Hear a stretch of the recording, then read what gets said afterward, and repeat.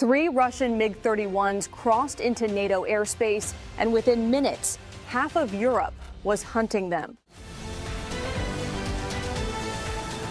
At 9 o'clock hours on the morning of September 19th, the calm over northern Estonia shattered in an instant. What should have been a routine radar sweep turned into a flashing wall of alarms as 3 Russian MiG-31 BMS, each worth nearly 5.7 billion rubles, burst straight across the Estonian border at Mach 1.62, slicing 12 kilometers deep into NATO airspace. Their transponders were dead. Their radios were silent. And at 31,000 feet, their Zaslon M radars were sweeping like searchlights across a continent that had just been forced awake. Below them, 400,000 civilians in Tallinn were starting their morning coffee, completely unaware that 3 high-speed interceptors, together weighing over 240,000 pounds of fueled metal, were testing whether NATO's defense line was a shield or just a rumor. But the Russians were already too late. What they didn't know was that NATO had tracked them 4 minutes after takeoff, when their Soloviev engine spiked to 1,180 degrees Celsius, glowing like molten steel on every infrared sensor from Finland to Latvia. 2 Italian F-35s, part of the Baltic air policing mission, had already switched to cold intercept, sliding upward through 28,000 feet without turning on a single radar emitter. The Italians were invisible, literally, and closing fast. As the MiGs banked sharply west and suddenly dove to 17,000 feet, Estonia activated Red Baltic Shield, the highest non-wartime alert. The dive looked aggressive, too aggressive. Was Russia attempting to provoke a chase? Or were they preparing to punch even deeper? Either way, NATO would have to make a decision in seconds. If you were the commander watching this unfold, what would you do next? Push the intercept or hold the line? Comment your call below. The Russians thought their sudden dive to 17,000 feet would shake off any NATO response. But the Italian F-35 pilots didn't even blink. They simply eased their jets into a steeper climb, reaching 29,500 feet, still dark, still cold, still completely invisible. Their radars remained off, but they didn't need them. The distributed aperture system, 6 infrared cameras stitched into a 360-degree sphere, was already painting the MiG-30s with perfect clarity. At this altitude, those 1,180 degrees Celsius Soloviev exhaust plumes looked like 3 flying bonfires against the Baltic sky. Meanwhile, the MiGs tried their oldest trick, a wide orbit that forced any interceptor to cross their nose. Classic Cold War positioning. But the F-35s weren't playing by Cold War rules. With a radar cross-section of just 0.006 square meters, the Italians were practically ghost aircraft. The MiG's Zaslon M radar, designed to track lumbering B-52s, now faced a target smaller than a steel bolt. NATO's digital hive mind was already taking shape. Finland's F-18S pushed from the east, clearly visible on Russian radar to divert attention. Swedish Gripens, 90 kilometers south, stayed silent, receiving updates through Link 16 at 130 times per second, forming a perfect 3-nation vice. Every aircraft saw the same picture. Every move was synchronized. Inside the MiG cockpits, tension was rising. Their SPO-15 threat receivers began chirping with faint, directionless warnings. Something was out there, but the system couldn't identify what. The Russians rolled hard left, then right, scanning their 6, but the F-35s remained right above their blind cone, only 3.2 kilometers behind. Then, at 9:12, the Italians made their move. One F-35 pulsed its radar for just 1 second, a surgical spike that lit up the MiG's warning panels like a Christmas tree. Panic began to creep in, and this was only the beginning. At 9:12, the moment that single 1-second radar spike hit the MiG cockpits, the situation shifted from tense to chaotic. The Russian pilots responded the only way their training allowed, tightening the formation, banking hard west, and descending another 3,000 feet in hopes of losing whatever was ghosting them. But NATO's trap was already locked. the Italian F-35s activated their AN/ASQ-239 Barracuda electronic warfare suite. Not at full power, but just enough to warp the MiG's picture of the world. Within seconds, the Russian threat receivers started showing 11 phantom contacts, then 5, then 17, scattered across multiple bearings. To the MiG pilots, it felt like half of Europe's Air Force was suddenly airborne. Meanwhile, the Swedish Gripens, stationed roughly 85 kilometers to the south, went from silent to blinding. They lit their PS-05/A pulse Doppler radars at maximum wattage, a burst powerful enough to make the MiG's SPO-15 panels flash from amber to solid red. For a few seconds, the Russians believed 2 separate NATO squadrons were closing in, but the real threat was still above them. The F-35s followed every maneuver without adjusting altitude, riding in the precise 14-degree blind cone of the MiG's Zaslon M radar. Each time the MiGs tried a countermeasure, a sudden dive, a rolling climb, a decoy turn, the F-35 simply mirrored the motion and remained invisible. Fuel burn spiked. Their rapid maneuvers were consuming over 800 pounds of fuel every 6 minutes, pushing their endurance toward a dangerous threshold. And the most dangerous moment hadn't even arrived yet. By 9:20, the Baltic sky had transformed into a silent battlefield of geometry and precision. NATO wasn't improvising anymore, it was coordinating. The Alliance's integrated air defense network fused every radar, sensor, and data link from 5 nations, turning the entire region into a 3-dimensional trap the MiGs had no chance of reading. From the east, Finnish F-18Cs surged forward at 480 knots, deliberately staying visible to Russian radar. Their purpose wasn't to intercept, it was to push. Each appearance on the MiG radar forced the Russians to bank west, bleeding speed and precious fuel. To the south, 2 Swedish Gripens held a silent wall at 29,000 feet, receiving live data from F-35s through Link 16. They didn't transmit a single pulse. They didn't need to. Their computers were plotting every Russian vector with centimeter accuracy. Overhead, the Italian F-35s maintained their spectral overwatch. They shifted to a higher perch, 34,600 feet, still inside the MiG's radar blind zone, still invisible.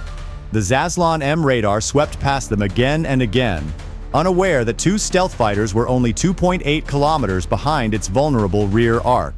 At the same time, Polish F-16 lifted from Malbork and reached the Intercept zone in under 8 minutes, locking their APG-68 radars from 56 kilometers away.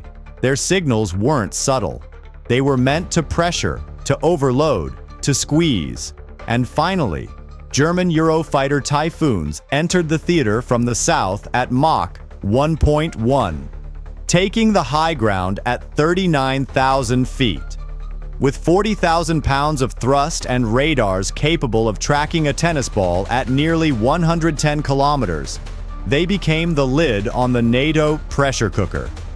The MiGs were now boxed in, east, west, north, and above. Every maneuver narrowed their escape. Every turn burned more fuel.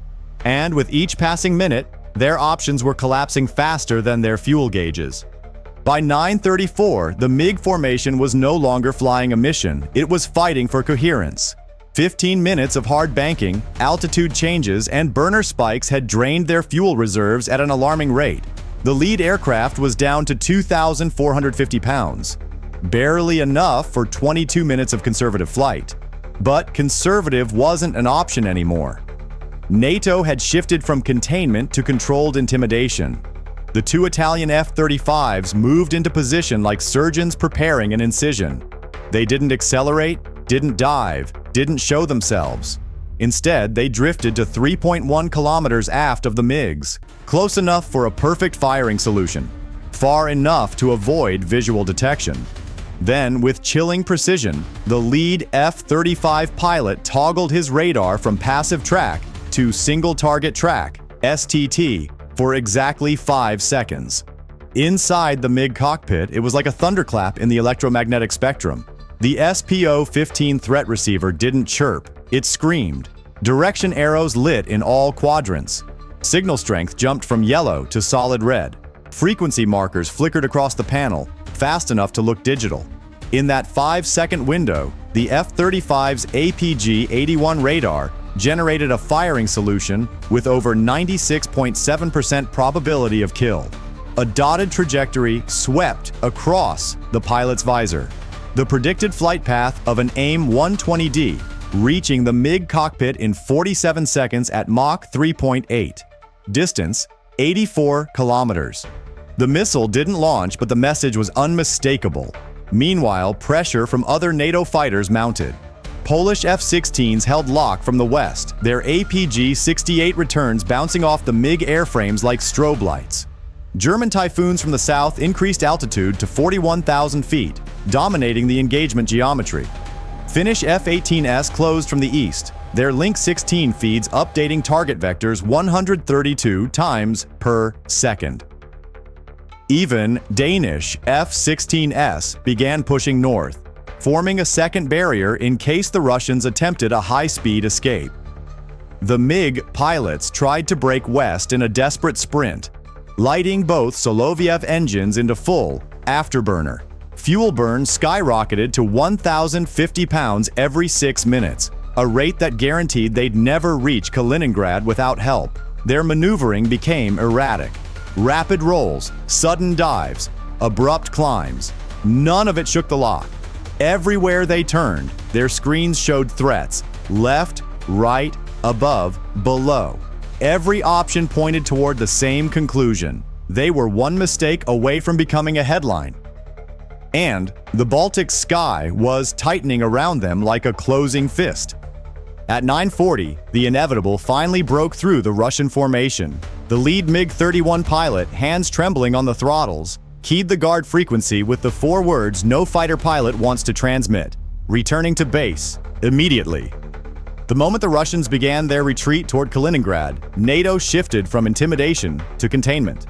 But containment in NATO terms meant something far more humiliating than an intercept. A fully monitored, multi-nation escort that would track every second of their retreat like a disciplinary walk back to the principal's office. The Swedish Gripens were the first to make contact. They slid into position just 420 meters off the MiG's starboard wings. Close enough for their Lightning III targeting pods to capture 1080p video of every external detail. Missile pylons, ECM pods, serial numbers, even minor fuselage scratches. Every frame would later be analyzed, categorized, and shared across NATO intelligence. From the west, the Polish F-16s tightened their radar locks, maintaining continuous illumination for the next 640 kilometers. They didn't engage. They just held the Russians inside a constant high-intensity radar spike designed to keep the SPO-15 screaming for the entire flight home. Official NATO terminology calls it assertive escort. Pilots call it something else: electromagnetic trolling. Overhead, the German Typhoons climbed to 42,000 feet, forming a lethal umbrella in case the MiGs attempted a high-altitude dash. Their Captor E radars tracked the formation effortlessly. To the north, Danish F-16s formed a barrier cap stretching nearly 95 kilometers, ensuring the Russians couldn't drift towards Swedish airspace to escape pressure. Farther out, Norwegian F-35s and Dutch F-16 AMS entered readiness state in case the situation escalated again. The MiG's situation grew worse with every passing minute. The lead jet, now down to 1,600 pounds of fuel, was forced to throttle back to maximum range cruise.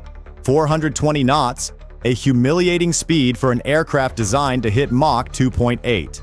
The Polish F-16s had to deploy air brakes repeatedly just to stay in formation. As the battered MiGs limped into Kaliningrad airspace, a flight of Russian Su-27s launched to receive them, expecting returning heroes. Instead, they found 3 exhausted aircraft escorted by 10 NATO jets from 6 nations, each one tracking, filming, and documenting the entire return. At 10:02, the last NATO fighter broke formation and turned west. The message was unmistakable. Russia didn't just lose the encounter, they were allowed to go home under supervision. In the end, the story of that September morning wasn't about missiles fired or dogfights won. It was about clarity.